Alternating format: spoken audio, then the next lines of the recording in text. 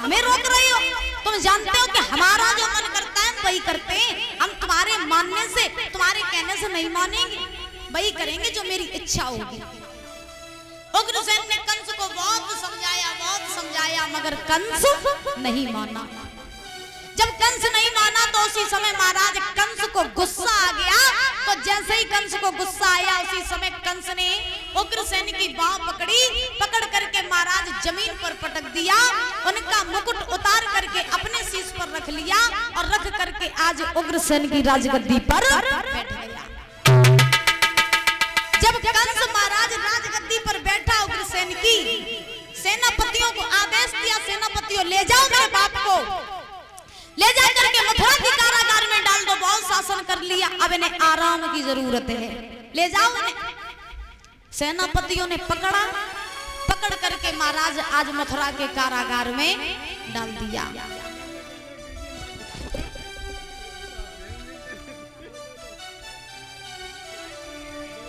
और पवन कुमार भैया जी नेवी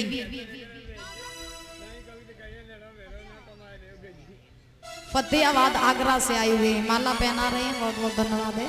भगवान इनकी हर कदम पर रक्षा करते रहे, सुख शांति प्रदान होती रहे, धन के भंडार भरे रहे।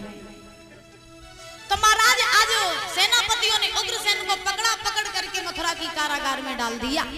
डालने के बाद में श्री सुखदेव जी समझा रहे हैं राजन परीक्षित, देखिए कहा जाता है जो संतानें अपने पिता के पैसे पर राज्य करती हैं वो संतानें कहलाने के लायक नहीं होती हैं, क्योंकि कहा भी जाता है कि लगा दे आग पानी में जवानी उसको कहते हैं, लगा दे आग पानी में जवानी उसको कहते हैं, और लुटा दे बाप की दौलत हरामी उसको कहते हैं।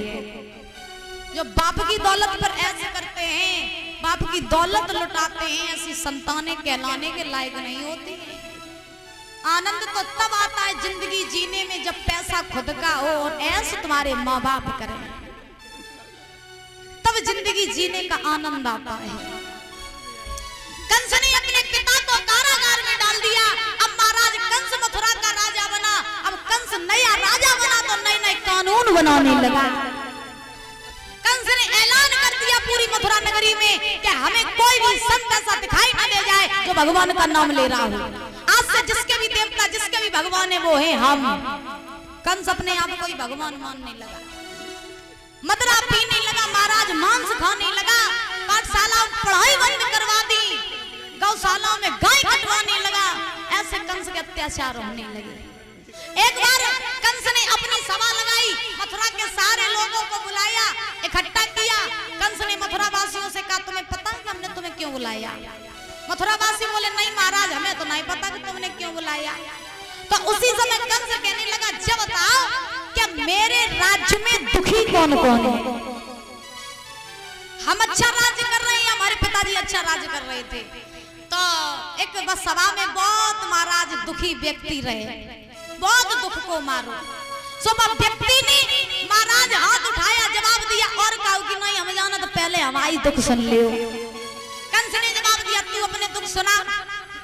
तो वो व्यक्ति बोला महाराज तुम्हारे पिता जब शासन करते थे तब हम सब सुखी थे, और जब से तुमने शासन करना प्रारंभ किया तब से हमें दुख ही दुख है।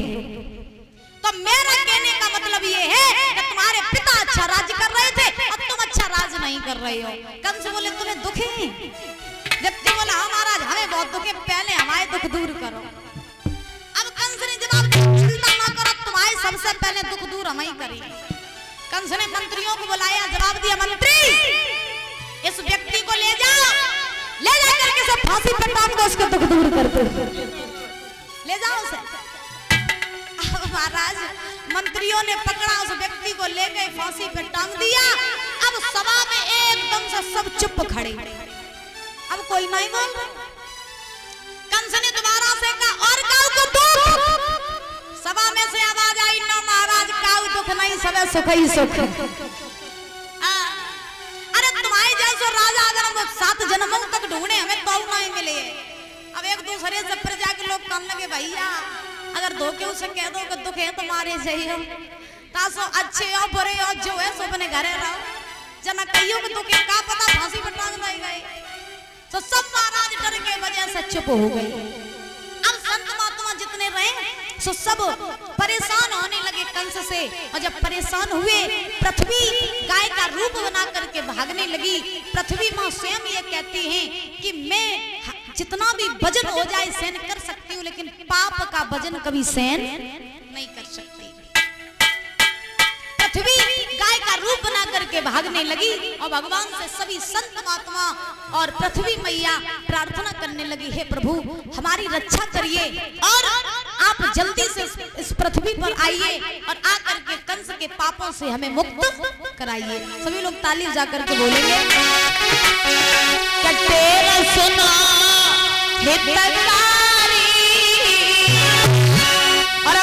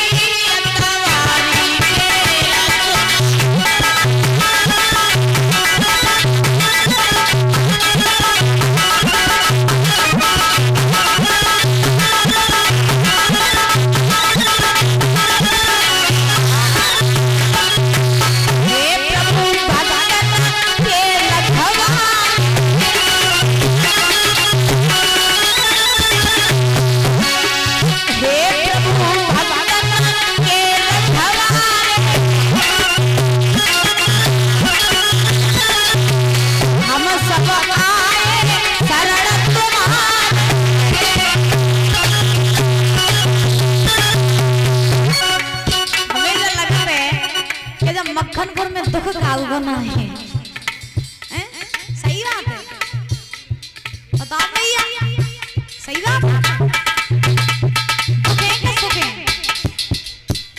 इतना तो हम जानते हैं कि सुख तो कभी किसी को हो ही नहीं सकते, तो जिनको जिनको दुख होंगे वो दोनों हाथ उठाएंगे।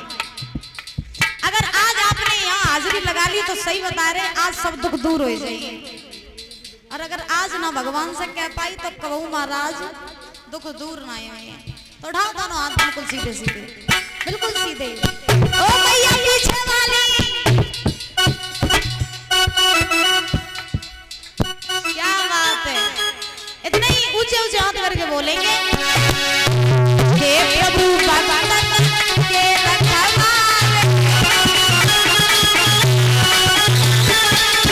हम सब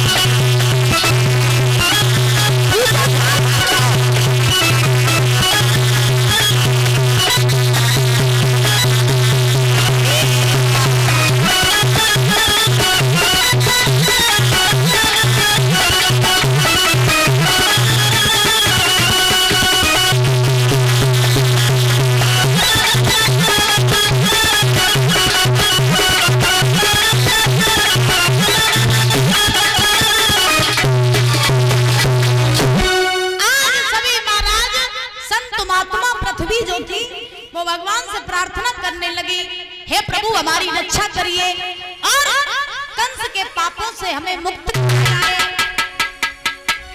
जो अपने वचन कहे अब तो महाराज भगवान श्री हरि नारायण के पास में खबर पहुंची, आवाज पहुंची भक्तों की, तो उसी समय आकाशवाणी होने लगी।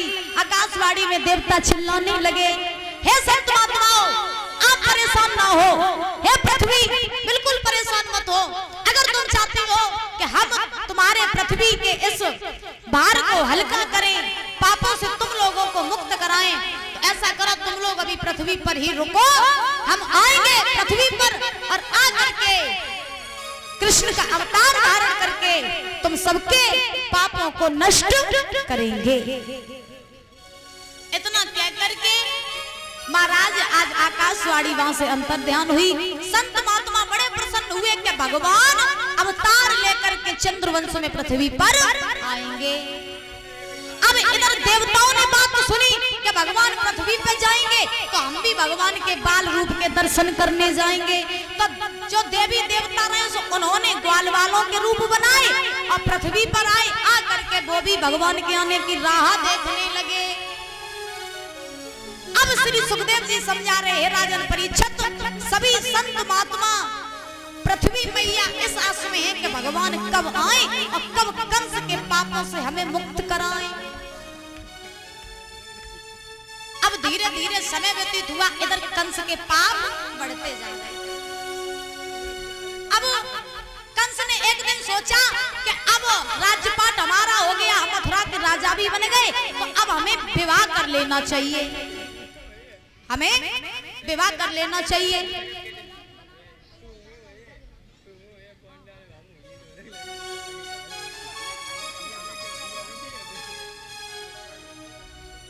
तो उसी समय ध्यान रखना, कंस ने सोचा कि अब हमें विवाह कर लेना चाहिए। तो परीक्षित महाराज, एक मगध देश था, उस मगध देश के राजा थे जिनका नाम था जरासंध।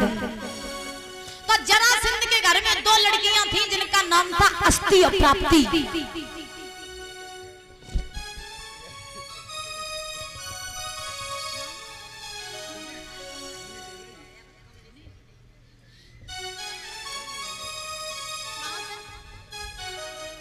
और आशीष भैया जी माला डालकर के सम्मानित कर रहे हैं, मक्खनपुर के रहने वाले हैं, बहुत बहुत धन्यवाद है। भगवान सुख शांति प्रदान करते रहे, धन के भंडार भरे रहे। तो जरासंध थे मगध देश के राजा, उनके घर में दो लड़कियां थी जिनका नाम था अस्ति और प्राप्ति। तो अस्ति प्राप्ति दोनों जो थी वो दोनों विवाह के योग्य थी। तो जरासंध ने सोचा कि मेरी लड़कियां दोनों विवाह के योग्य हैं, तो सुंदर सा लड़का देख करके हम इनका विवाह कर दें। तो जरासंध ने विलंब नहीं किया, सभा लगाई, सभा के लोगों को इकट्ठा किया और सभा के लोगों से पूछने लगे कि भैया हमें अपनी बेटियों का विवाह करना है, कोई सुंदर सा लड़का हो तो हम।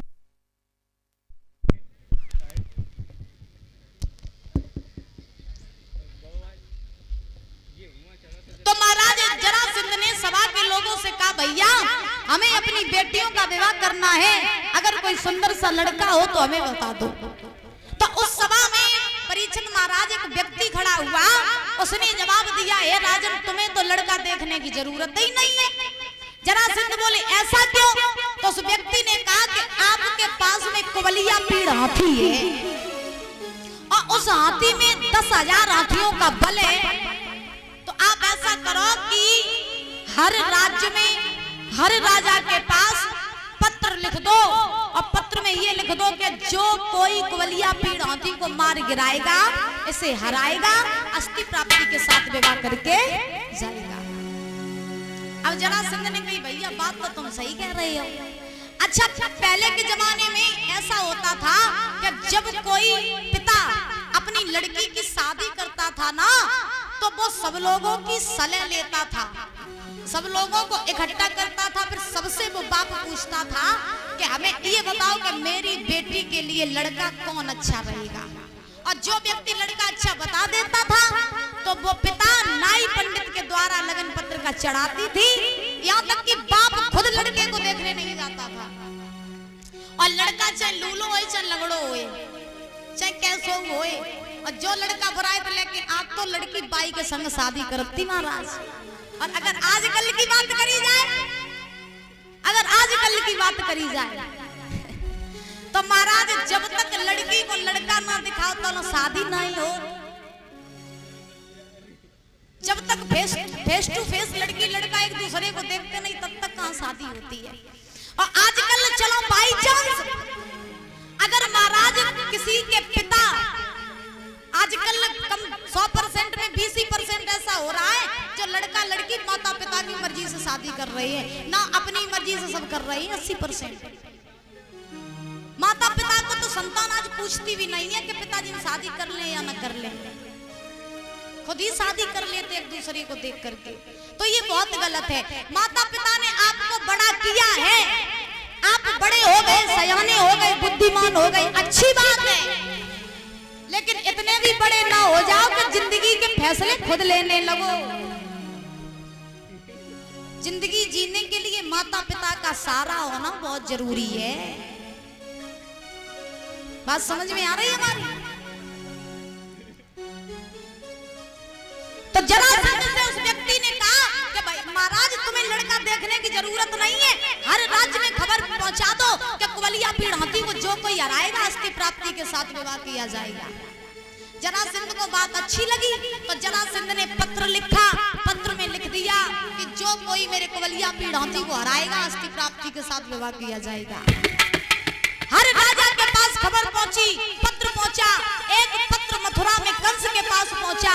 जब कंस ने वो पत्र पढ़ा तो कंस सोचने लगा इस कुवलिया पीड़ हाथी को हम ही हराएंगे और हम ही अस्थि प्राप्ति के साथ विवाह करेंगे।